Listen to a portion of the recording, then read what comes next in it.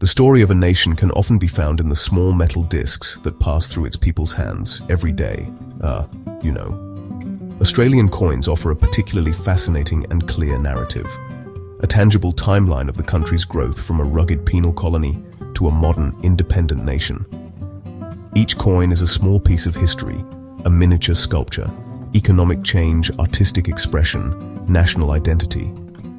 To follow the history of Australian coinage is to take a journey through time, starting with a chaotic mix of foreign money, Spanish dollars, and hold coins being altered, and culminating in the beautiful and symbolic coins we recognize today. This essay promises to guide you through that very journey, step by step, from the earliest days of settlement to the sophisticated currency of the 21st century. This history is not just for numismatists or seasoned collectors. It is a story for everyone. The depictions of unique native fauna and the very metals from which the coins are struck. We will explore the initial struggles for a stable currency, the pride of the first nationally branded coins in 1910, and the monumental shift to decimal currency in 1966. We will also meet the artists who gave these coins their iconic look and visit the mints where they were born. By the end, you will see that the coins in your pocket are more than just currency. They are artifacts of a rich and evolving story, the story of Australia itself. The progression of Australia's coins is a clear and logical one, making it an ideal subject for study. It begins with improvisation, using whatever was available, including Spanish dollars that were physically altered to meet local needs. It then moves into a more formal period under British influence, adopting the sterling system of pounds, shillings and pence, but with distinctly Australian designs. The most dramatic chapter is the carefully planned switch to dollars and cents, an event that reshaped the nation's financial landscape overnight. Finally, we see the evolution of modern coinage, with the introduction of high-value coins and the phasing out of smaller denominations. Understanding this progression provides a unique lens through which to view Australian history. The changes in metal composition, from pure silver to alloys and plated steel, reflect global economic pressures and the rising cost of precious metals. The designs themselves offer a window into the nation's soul, shifting from a focus on the British monarchy to a celebration of Australia's own natural heritage and indigenous culture. This essay will unpack these changes in a simple, chronological manner, ensuring that the story is easy to follow, whether you are a curious beginner or a passionate collector looking to deepen your appreciation for these remarkable objects. In the earliest days of European settlement in Australia, there was no official standardized currency. The new colony of New South Wales was a place of immense hardship and logistical challenges, and the supply of money was inconsistent and unreliable. The first settlers, convicts and soldiers had to make do with whatever coins they brought with them, or whatever arrived on supply ships. This created a chaotic and diverse circulation of money from all corners of the globe. British coins such as guineas, shillings and pence were present but scarce. More common were coins from the vast trade networks of the time, including Dutch guilders, Indian rupees, and Portuguese johannas. The most famous and widely used coin during this period was the Spanish silver dollar, also known as a piece of 8. This large silver coin was a global currency standard, trusted for its consistent weight and purity. Its prevalence in the colony highlights Australia's early connections to international trade routes that stretched from the Americas to Asia. However, the lack of smaller denominations for making change was a significant problem. To solve this, Governor Lachlan Macquarie took a creative and drastic step in 1813. He authorized the punching out of the center of Spanish dollars, creating 2 new coins from one. This ingenious solution resulted in Australia's very first locally produced currency. The outer ring was called the Holy Dollar and was given a value of 5 shillings. The punched-out centerpiece, known as the dump, was valued at 15 pence. Each piece was counter-stamped to verify its new value and legitimacy within the colony. This act was not just a practical measure to increase the money supply and keep coins from leaving the colony. It was a powerful symbol of local authority and ingenuity. The Holy Dollar and the dump represent a pivotal moment when the colony began to forge its own solutions to its unique problems, laying the very first foundation for a distinct Australian currency system. Despite this innovation, the currency situation remained complex for many years. Various merchants and companies issued their own private tokens and promissory notes to facilitate trade when official coins were in short supply. These trade tokens, often made of copper, were accepted in local areas, but had no colony-wide standing. The circulation of so many different types of coins, tokens, and notes, each with a fluctuating value, made commerce difficult and often unfair. This period of monetary confusion underscored the growing need for a single, reliable, and government-backed currency. The year 1910 marks a monumental milestone in the history of Australian currency. Following the Federation of Australia in 1901, the new Commonwealth government was granted the constitutional power to issue its own coins. After nearly a decade of planning and debate, the first series of coins bearing the name Australia was finally introduced. This was a moment of immense national pride, signaling the country's growing independence and its new status as a unified nation. These coins were based on the British sterling system of pounds, shillings, pence, but for the first time, they were distinctly Australian, a tangible symbol of a new national identity that people could hold in their hands. The 1910 series consisted of silver coins in 4 denominations: the threepence, the sixpence, the shilling, the florin, which was equal to 2 shillings. These coins all featured the crowned portrait of King Edward VII on the obverse, designed by the renowned artist George William de Saulles. However, as King Edward VII passed away in May of 1910, coins bearing his effigy were only produced for that single year, making them particularly special for collectors. The reverse of these coins was designed by W.H.J. Blakemore and featured the first Australian coat of arms, granted by King Edward VII in 1908, a clear statement of the nation's new political status. The following year, in 1911, the series was completed with the introduction of bronze coins: the penny, the halfpenny. These coins, along with the silver issues, now featured the portrait of the new monarch, King George V, also designed by an esteemed artist, Sir Edgar Bertram McKennell, an Australian-born sculptor working at the Royal Mint in London. The reverse of the penny simply stated 1 penny within a beaded circle, surrounded by the words Commonwealth of Australia. The halfpenny had a similar text-based design. These early bronze coins were large and substantial, becoming the workhorses of daily commerce across the country for decades to come. Initially, these new Australian coins were not minted on home soil. The first batches were struck at the Royal Mint in London. Soon after, production was also undertaken at the Heaton Mint in Birmingham. These early coins can be identified by small mint marks. For example, an H indicates the Heaton Mint. It wasn't until 1916 that coin production began in Australia, with the Melbourne branch of the Royal Mint starting to strike silver coins, a key step towards self-sufficiency.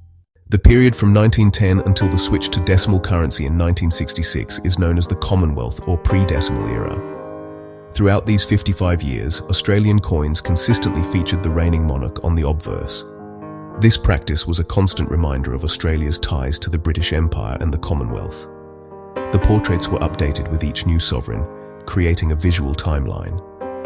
After the initial issues with King George V, his effigy was updated in 1937 with the accession of King George VI.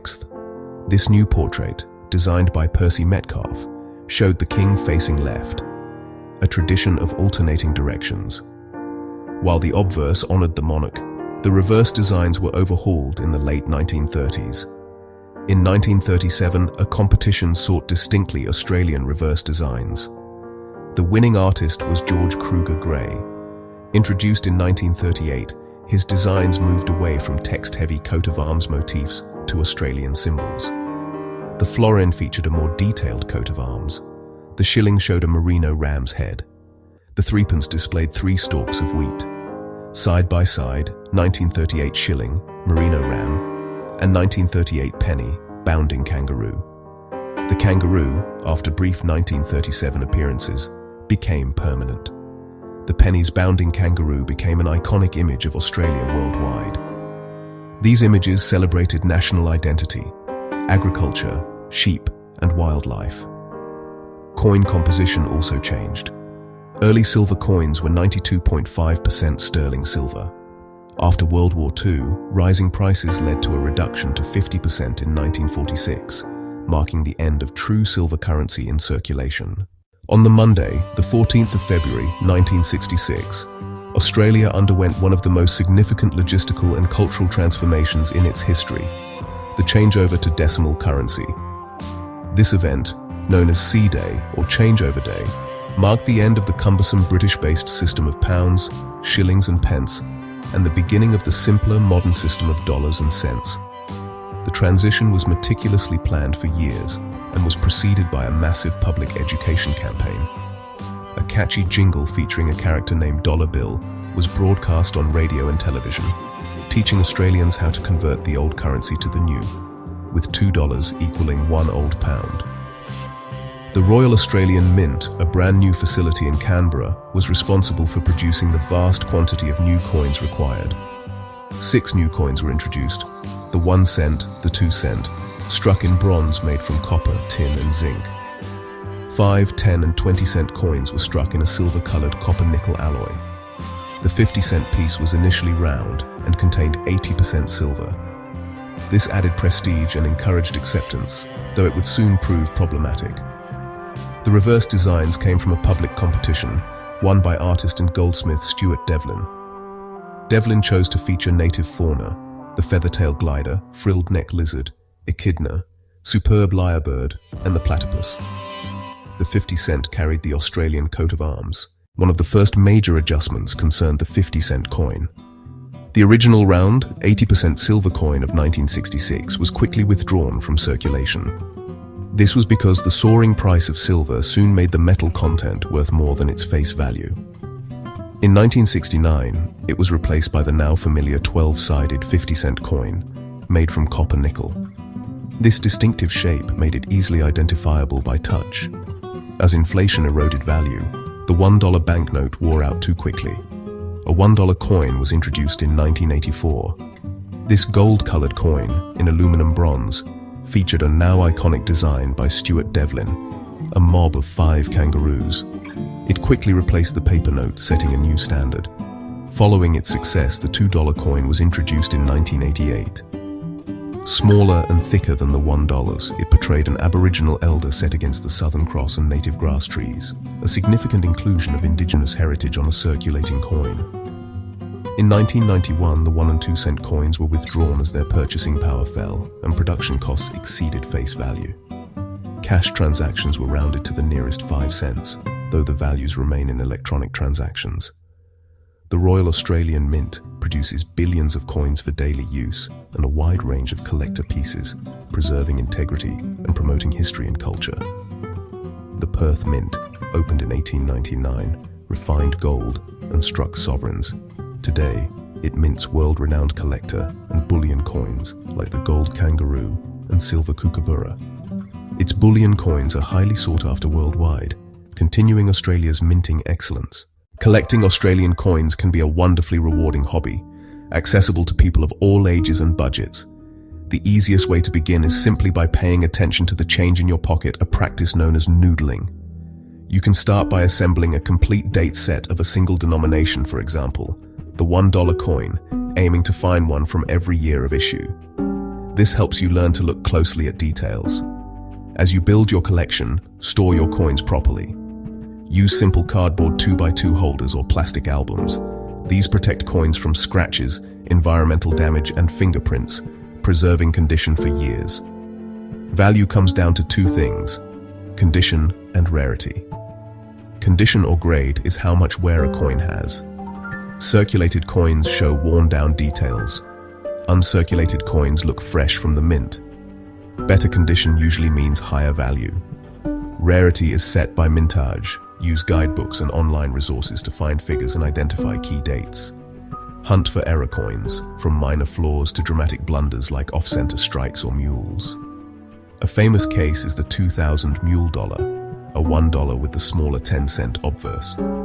Such errors are rare and can be highly valuable. For collectors beyond circulation pieces, the Royal Australian Mint and the Perth Mint produce numismatic items. Proof coins, mirror-like finishes, uncirculated sets, one of every coin for a year. Commemorative coins celebrate royal weddings, sporting events, and historical anniversaries. These special issues are often made of silver or gold and are beautiful, curated additions to a collection. From the crudely punched holy dollars of a fledgling colony to the vibrant, commemorative $2 coins of the 21st century, the story of Australian coinage is a direct reflection of the nation's own journey. It is a narrative of increasing independence, growing confidence, and a deepening appreciation for its own unique identity. The evolution from a chaotic mix of foreign money to a proud, nationally branded sterling currency, and finally to a world-class decimal system, mirrors Australia's transformation from a distant outpost of the British Empire into a modern, multicultural nation. Key moments: 1910. Commonwealth coins, Kruger Gray's 1938 symbols, the 1966 changeover with Devlin's fauna, and the pragmatic $1 and $2 coins form the spine of this narrative.